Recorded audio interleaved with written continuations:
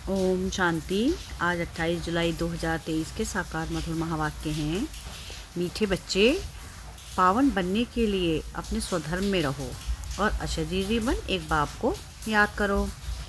क्या कहा प्यारे बाबा ने कि पावन बनने के लिए अपने स्वधर्म में रहो और अशरीरी बन एक बाप को याद करो। प्रश्न है आज की मुरली का कि किस विधि से नए स्टूडेंट पर ज्ञान का रंग लग सकता है। क्या कहा प्यारे बाबा ने कि किस विधि से नए स्टूडेंट पर ज्ञान का रंग लग सकता है। उत्तर है इसका कि उन्हें पहले पहले 7 रोज़ की भट्टी में बिठाओ। कायदा है जब कोई भी आता है तो उनसे फॉर्म भराओ। पहले 7 रोज़ भट्टी में पड़े तब पूरा रंग लगे। तुम भ्रम या ज्ञान की भू भू कर आप सामान बनाती हो। तुम जानती हो अभी देवता धर्म की सैंपलिंग लग रही है। जो इस घराने की आत्माएं होंगी वह महारोगी से निरोगी बनने के पुरुषार्थ में लग जाएंगी। गीत है आज की मुरली का, महफिल में जल उठी समा। ओम शांति। बच्चों को ओम शांति का अर्थ तो समझाया हुआ है। ओम अर्थात अहम। अहम कौन? आत्मा। और मेरा शरीर कर्मेंद्रिया। आत्मा का स्वधर्म है ही साइलेंस। आत्मा किसकी संतान है? कहेंगे परमपिता परमात्मा की। वह भी साइलेंस है। आत्माएं साइलेंस वर्ड यानी कि शांति धाम में रहती हैं, फिर पाठ बजाने टॉकी वर्ड में आती हैं। अब बेहद का बाप कहते हैं कि हे बच्चे, अपने स्वधर्म में रहो, अशरीरी होकर बैठो, बाप को याद करो। उस बाप को क्षमा भी कहते हैं। अब यह भी महफिल पतित मनुष्यों की है। अब यह महफिल पतित मनुष्यों की है। इस समय यह पतित दुनिया है। मनुष्य मात्र पतित है। समझाया गया है कि सतयुग में भारत पावन था। गृहस्थ धर्म कहा जाता है, जिसको सुखधाम कहते हैं। भारत पावन था, अभी पतित है। दुखधाम है, यह चक्र फिरता रहता है। अभी यह है कल्याणकारी संगम युग, जब पतित मनुष्य सृष्टि पर बाप को आना पड़ता है। पतित मनुष्य सृष्टि को पावन बनाने पुरानी दुनिया में नई दुनिया बाप रास्ता ही बनाते हैं, जिसको परमपिता परमात्मा कहा जाता है। सब भक्तों का भगवान एक है। तो बाप कहते हैं मुझे भी पतित दुनिया पतित शरीर में आना पड़ता है। परम धाम में एक ही बार आता हूँ, भारत को पावन दैवीय राज्य बनाने। इस वर्ड की हिस्ट्री ज्योग्राफी को कोई नहीं जानते, क्योंकि सब नास्तिक हैं। एक भी नास्तिक मनुष्य नहीं, एक भी आस्तिक मनुष्य नहीं। बाप को न जानने के कारण निधन के बन पड़े हैं। आपस में लड़ते झगड़ते रहते हैं। घर घर में कितनी अशांति है।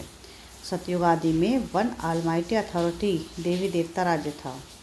सुखधाम था, फिर दुखधाम कैसे बना, यह कोई नहीं जानते। ज्ञान है ब्रह्मा का दिन, भक्ति है ब्रह्मा की रात। सन्यासी लोग कहते हैं कि ज्ञान, भक्ति और वैराग्य। अब वह तो घर बार छोड़ जंगलों में चले जाते हैं। वैराग्य आ जाता है, वह है रजोगुणी संन्यास। यह है सतो प्रधान संन्यास। इस पाप आत्माओं की दुनिया में एक भी पुण्यात्मा नहीं। तो यह खेल सारा भारत पर है। भारत सोने की चिड़िया था।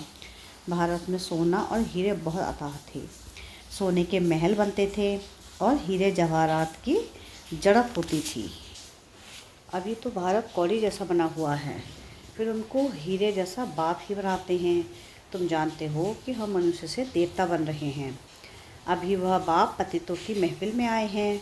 मनुष्य समझते हैं कि पतित पावनी गंगा है, स्नान करने जाते हैं, फिर भी कोई पाप आत्मा से पुण्य आत्मा नहीं बनते। फिर साल बाई साल जाकर गंगा स्नान करते हैं। इस समय कोई भी पावन नहीं है। जब तक पावन बनाने वाला बाप ना आए तब तक पावन बन ना सके। पावन बनाते हैं गीता का भगवान। वह भगवान तो सभी आत्माओं का बाप एक ही है। ऐसे रहे कि सब भक्त भगवान हैं, वह सर्वव्यापी भगवान हैं। यह तो भगवान की ग्लानि करते हैं। इसलिए सदा यदा ददा ही धर्मस्य, यह भारत के लिए ही गाया हुआ है।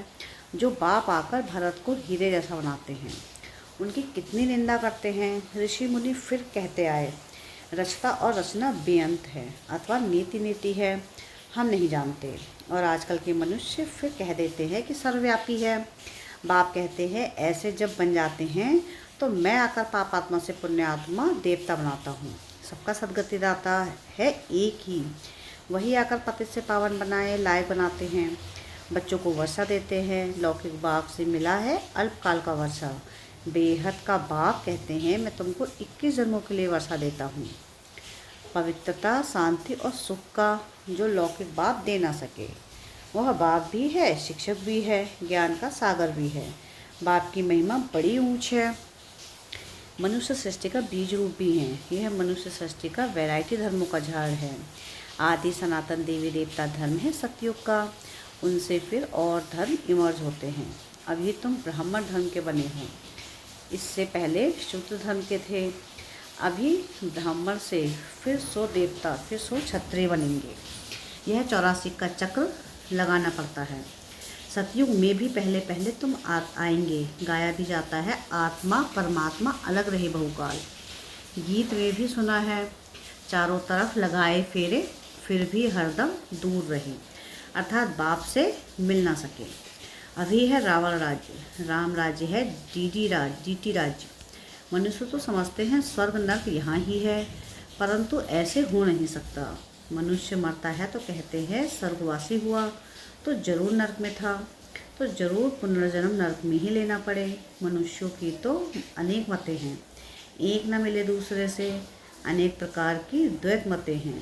आधा कल्प भारत में होती है देवीय मत, अब है आसुरी मत।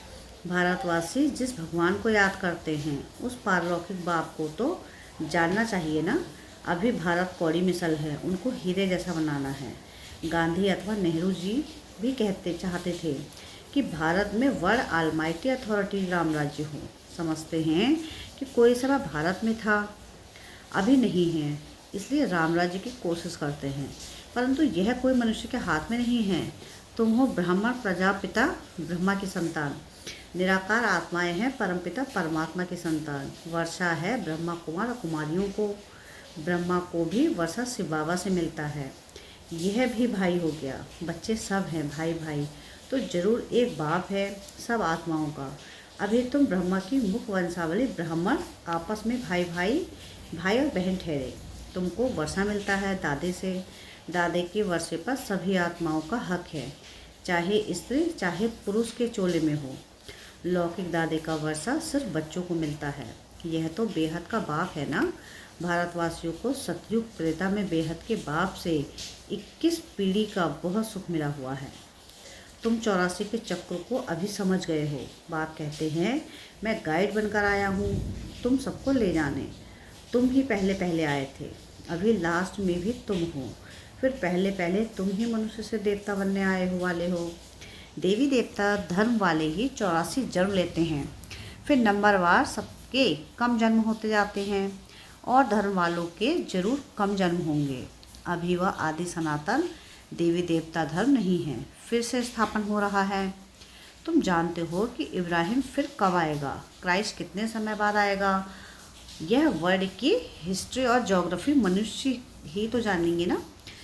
बाप समझाते हैं कि जब सभी पाप आत्माएं बन जाते हैं तब मैं आकर पुण्य आत्मा बनाता हूँ।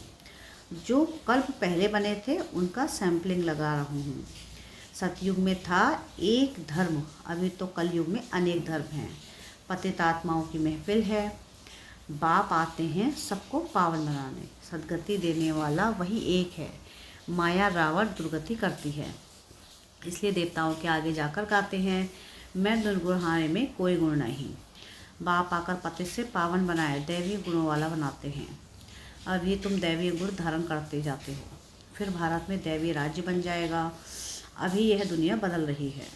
तुम हो बेहद के सन्यासी, उन्हों का है हद का वैराग्य, यह है बेहद का वैराग्य। तुम सारी पुरानी दुनिया को भूल अपने बाप को याद कर वर्षा लेते हो। बाप कहते हैं मुझे याद करेंगे तो उस याद अथवा योग अग्नि से विकर्म विनाश होंगे, फिर तुम विक्रमाजीत बनेंगे। माया ने समझाया है कि जब कोई 4-5 इकट्ठे आते हैं तो फॉर्म अलग अलग भराओ तो मालूम पड़ेगी वह किस धर्म का है। अनेक धर्म अनेक मतें हैं ना। देवी देवता धर्म वालों को ही तीर लगेगा। कराची में हमेशा अलग अलग समझाते थे। फॉर्म भराने का कायदा भी ज़रूर है।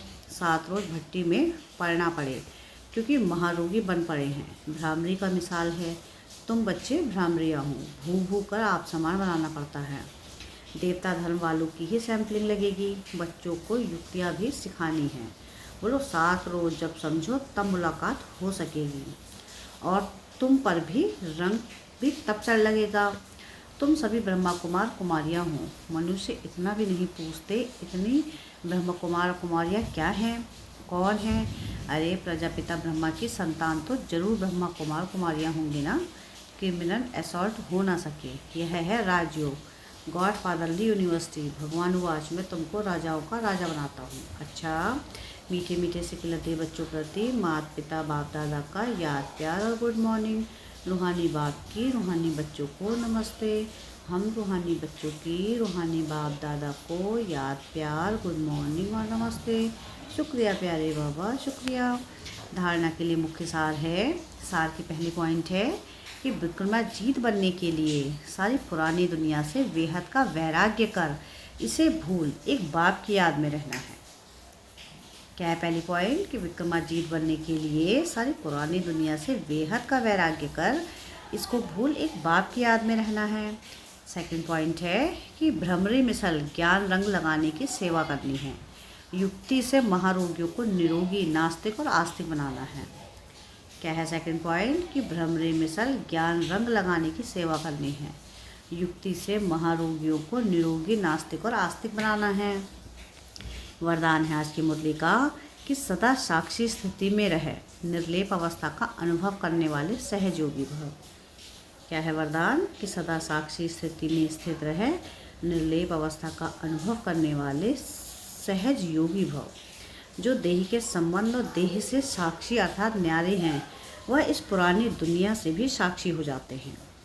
वे संपर्क में आते हुए देखते हुए भी सदा न्यारे और प्यारे रहते हैं। यह स्टेज ही सहज योगी का अनुभव कराती है। इसी को कहते हैं साथ में रहते हुए भी निर्लेप। आत्मा निर्लेप नहीं है, लेकिन आत्माभिमानी स्टेज निर्लेप अथवा माया के लेप और आकर्षण से परे है। इस अवस्था में रहने वाले माया के वार से बच जाते हैं। स्लोगन है आज की मुरली का कि शुभ भावना और शुभ कामना द्वारा सूक्ष्म सेवा करने वाले ही महान आत्मा है। क्या है वह स्लोगन आज का? कि शुभ भावना और शुभकामना द्वारा सूक्ष्म सेवा करने वाले ही महान आत्मा है। अच्छा, ओम शांति।